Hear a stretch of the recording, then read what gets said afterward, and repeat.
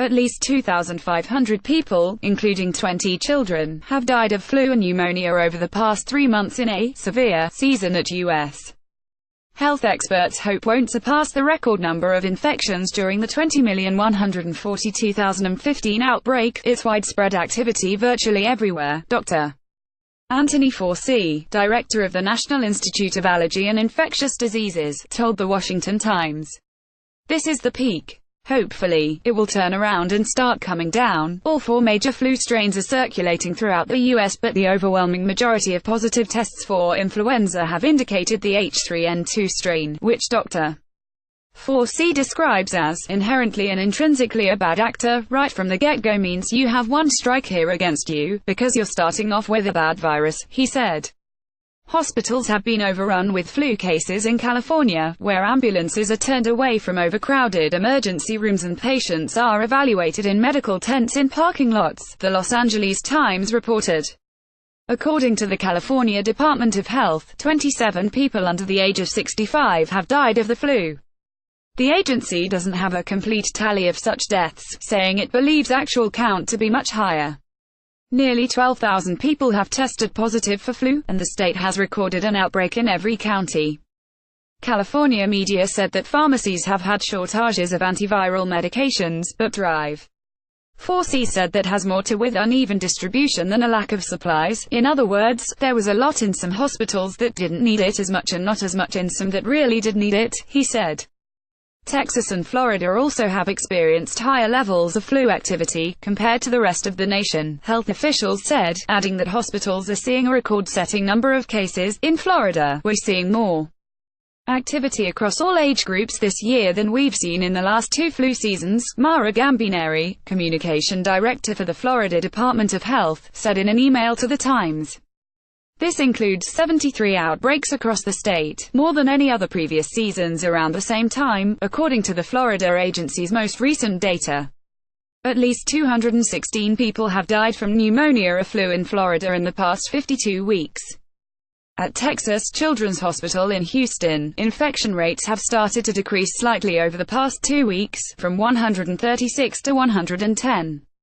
Yet these numbers are stark compared to years previous. Last month, there were 486 cases of flu, compared to 28 in December 2016. We've been keeping in close contact with hospitals, and they have certainly been seeing a lot of flu activity, but to this point, they've been able to handle it within the normal operations of the healthcare system. Chris Van Dusen, a spokesman for the Texas Department of State Health Services, said in an email. In Texas, this season has been tracking fairly closely with 201,415 so far, but that can always change at a moment's notice. H3N2 was the predominant strain during the 20,142,015 flu season, which resulted in 56,000 deaths, 710,000 hospitalizations and 36.5 million symptomatic cases, said Dr. Dan Jernigan, director of the Influenza Division at the Federal Centers for Disease Control and Prevention. Speaking Tuesday at the CDC's Grand Rounds lecture in Atlanta, Dr. Jernigan said so far there have been 339,598 visits for flu-like illness and, while the incoming data are similar to the 20,142,015 season, there is hope it won't pass that threshold. We don't know exactly what's going to happen. Maybe infection rates will start to plateau earlier like 201,213, he said. But at this point, in terms of the numbers we're seeing, it's certainly not beyond what we had in 201,415. Dr.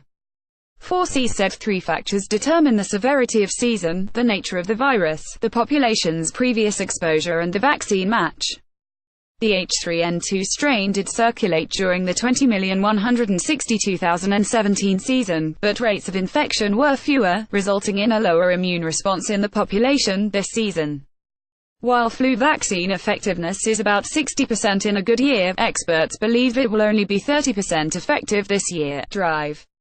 Fauci said, health officials had earlier predicted a bad season because of a possible mismatch between the vaccine, which mutated during its growth, and the dominating strain.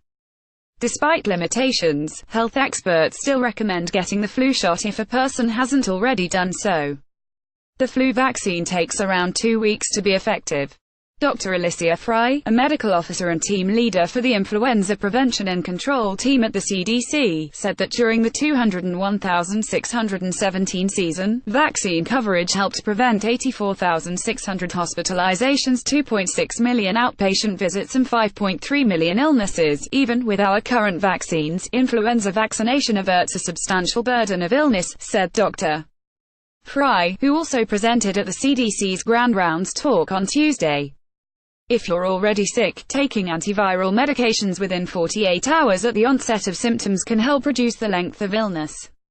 Symptoms include fever and chills, sore throat, cough, runny nose, congestion, fatigue, and achieves all over and headache. Influenza antivirals are an important second line of defense, especially with patients with severe illness and those at increased risk for severe disease. Dr.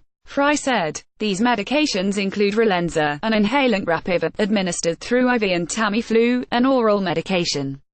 Reactions and side effects to these medications can vary. In a rare yet serious case, a family in Texas this week said their 6-year-old daughter started hallucinating after taking Tamiflu, and that she tried to jump out a second-story window but was pulled back in by her mother. I don't think the 16 hours of symptom relief from the flu is worth the possible side effects that we went through, the father, who wished to remain anonymous, told CBS Dallas-Fort Worth. Know that side effects are there for a reason. They're written down for a reason. I guess they can happen, and we got the short end of the stick, he added. Dr. Fauci said that while the nation is in the peak of a bad flu season, they're not seeing any unusual activity. It's what you would call a bad flu season, but a typical bad flu season, he said. Among bad seasons, there's nothing unusual about this. It's just a widespread activity, a lot of cases, a lot of hospitalizations. It's a tough year for flu.